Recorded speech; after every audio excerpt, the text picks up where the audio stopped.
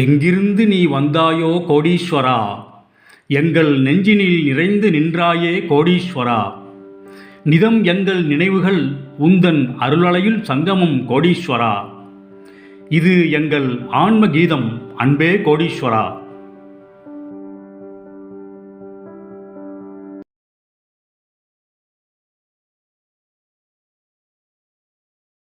கோடீஸ்வராய நமக.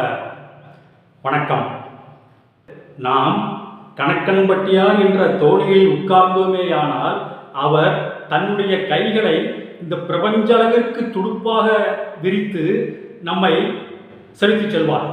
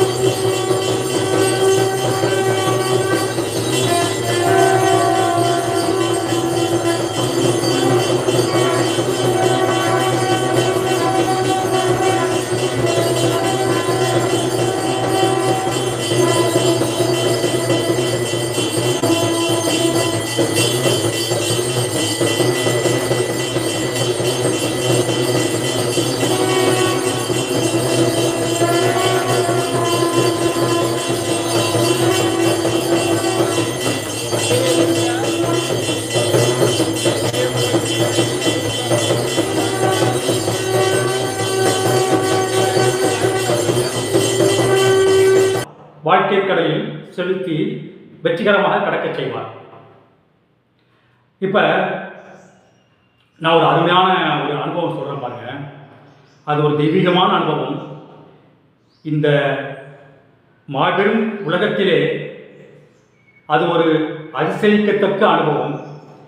இதை யார் சொன்னதுன்னு கேட்டிங்கன்னா, நம்ம கணக்கன்பட்டி சன்னிதானத்தில் மோகன் ஐயா இருக்காங்கல்ல, அந்த மோகன் ஐயா என்னுடைய நண்பர்கள் மற்றும் ஒரு குரூப் அங்கே இருந்ததுங்க. அவங்ககிட்ட சொன்ன அனுபவம் அது 1999 வருஷங்க.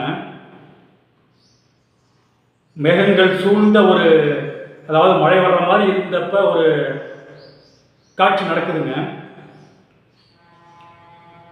ஒரு இதில் ஒரு வேனில் ஒரு குரூப் வர்றாங்க. அவங்க கணக்கன்பட்டி, அப்போ கணக்கன்பட்டி பௌதிக சன்னிதானம் கணக்கன்பட்டி ஐயா பௌதிக உடலோட கணக்கன்பட்டியில் இருந்தப்போ இது நடந்த சம்பவங்க. ஆச்சா, அந்த மலை மேகங்கள் சூழ்ந்த அந்த தருணத்தில் ஒரு வேன் ஒன்று வருதுங்க. அந்த வேனில் ஒரு குரூப் ஒருத்தரை கைத்தாங்கில் தூக்கிட்டு வர்றாங்க. படுத்த படுக்கையாக இருக்காரு, உயிர் இருக்குங்க, தலையை தூக்கி பார்க்குறாரு. அவரை கணக்கன்பட்டி ஐயாவுக்கு முன்னால் ஒரு விரிப்பை விரித்து அவரை படுக்க வச்சு அப்படியே கணக்கன்பட்டி ஐயாக்கிட்ட ஒன்றுமே சொல்லாமல் அப்படியே கும்பிட்டுட்டு இருக்காங்க. அப்போ கணக்கன்பட்டி ஐயா பக்கத்தில் ஒரு அம்மா இருந்துச்சுங்க. அந்த அம்மா கையில் ஒரு சின்ன டப்பா மாதிரி வச்சுருந்துச்சுங்க.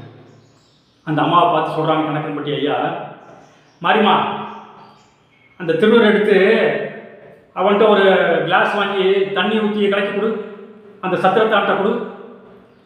எப்படி மாரிமா? அதில் திருநூறு எடுத்து அவன்கிட்ட கிளாஸ் வாங்கி, பக்கத்தில் இன்னொரு தருந்தான், அவன்கிட்ட கிளாஸை வாங்கி அதில் தண்ணி ஊற்றி இதை கலக்கி அந்த சத்திரத்தான்கிட்ட கொடு. எப்படி? அந்த சத்திரத்தான்கிட்ட கொடு அப்படிங்கிறாங்க. பக்கத்தில் இருந்தவங்களுக்கு ஒன்றுமே புரியலைங்க. என்னடா அது இவங்களை பார்த்து, மாரிமா அந்த டப்பாவில் என்னக்குன்னே தெரியல, மாரிமா அந்த டப்பாவை காமிச்சு, மாரிமா அந்த திருநீர் எடுத்து அந்த பக்கத்தில் ஒருத்தர் இருக்கான் அவனை காமிச்சு அவன்கிட்ட டம்ளர் வாங்கி அந்த கிளாஸை வாங்கி அது தண்ணியை ஊற்றி இந்த திருநீரை கரைச்சி அந்த சத்திரத்தான்கிட்ட கொடுக்குறாங்களே, அது என்ன சத்திரத்தான் அப்படி எல்லாரும் ஒன்றுமே புரியலைங்க. உடனே அந்த மாரிமா அந்த அம்மா அந்த டப்பாவை திறக்கிறாங்க. உள்ள எப்படி திருநீர் வச்சுருக்காங்க. அது கணக்கன்பட்டியாவுக்கு தெரியாத விஷயமா திருநீர் வச்சுருக்காங்க. அந்த திருநீர் எடுத்து பக்கத்தில் ஒருத்தர் நிற்கிறாருங்க. அவர் ஏதோ கிளாஸ் வச்சுருந்துருக்காரு, ஏதோ ஒரு காரியமாக கணக்கன்பட்டியாவுக்கு டீ வாங்கி தர்றதுக்காக ஒரு கிளாஸ் வச்சுருந்தாருங்க.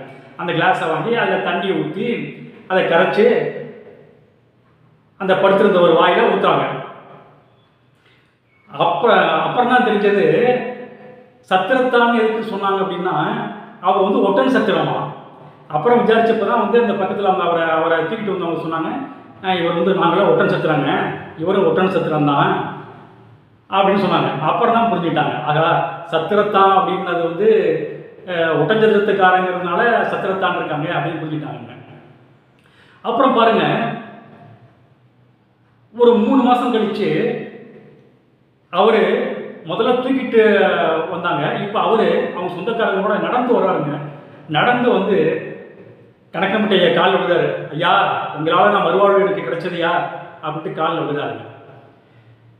இந்த சம்பவத்தை கணக்கம்பட்டி மோகன் ஐயா அந்த குரூப் கிட்ட சொல்லியிருக்காங்க. அந்த அந்த கூட்டியிருந்த ஒரு சின்ன குரூப்புங்க, ஒரு 4-5 பேர் கூட்டியிருந்த ஒரு கூட்டத்தில் மோகன் ஐயா சொல்லியிருக்காங்க.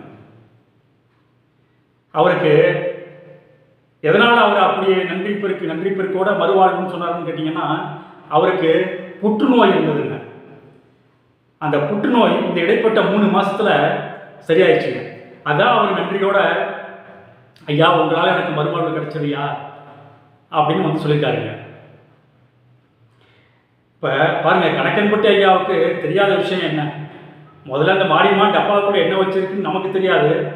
அந்த திருநீர் எடுத்து குடும்பம்னு சொல்லியிருக்காரு, அது ஒன்று. 2வது சத்திரத்தான் அப்படின்னு இருக்காரு. அப்புறம் தான் தெரிஞ்சது ஒட்டன் சத்திரம் அப்படின்ட்டு. அப்புறம் தான் தெரிஞ்சது எதுக்காக கொடுக்க சொன்னார் அப்படின்ட்டு. அவன் வந்து ஒரு புற்றுநோயோடு வந்திருக்கான், அதை சரி பண்ணுவதற்காக கொடுக்க சொல்லியிருக்காருன்னு அப்புறம் தான் தெரிஞ்சதுங்க. அதே மாதிரி 3 மாதத்தில் அந்த புற்றுநோய் சரியாயிடுச்சுங்க. அவர் வந்து நன்றிக்கடன் செலுத்துவதற்காக அந்த பாதிக்கப்பட்டவரே, நோயால் மீள முடியாதவர், அந்த பாதிக்கப்பட்டவர் சொந்தக்காரங்களோட வந்து முதல்ல தூக்கிட்டு வந்தாங்க. அவர் அப்புறம் அவர் சொந்தக்காரங்களோட நடந்து வந்து, ஐயா உங்களால் எனக்கு மறுவாழ்வு கிடைச்சதுயா அப்படின்னு இருக்காரு. ஏன்னா அந்த புற்றுநோய் அந்த வெறும் தண்ணியில் திருநீர் கலந்து குடித்ததுனால சரியாயிடுச்சுங்க. இதெல்லாம் நினச்சி பார்க்குறப்ப நம்ம ஒரு நல்லா புரிஞ்சுக்கணுங்க. அதாவது நம்பிக்கைங்கிறது முக்கியங்க. அதுக்காக நம்ம வந்து ஒரு நாள்பட்ட நோய்க்கோ அல்லது ஒரு தீவிரமான நோய்க்கோ மருந்து சாப்பிடக்கூடாதுன்னு அர்த்தம் இல்லைங்க. மருந்தோட கணக்கன்பட்டியாருங்கிற ஒரு அந்த நம்பிக்கை நட்சத்திரத்தோட மகிமையும் கலந்து நம்ம பிரயாணம் பண்ணோம்னா, அவர் தன்னுடைய பிரபஞ்ச கைகளை விரித்து துடுப்பாக செலுத்தி, அந்த படகை செலுத்தி நம்மை வாழ்க்கையின் வெற்றி சிகரத்தில் அமர வைப்பார். வாழ்க்கை என்கின்ற மகா சமுத்திரத்தை வெற்றிகரமாக கடக்க வைப்பார். மீண்டும் ஒரு அற்புதமான அனுபவத்திலே சந்திப்போம். ஆத்ம நன்றி.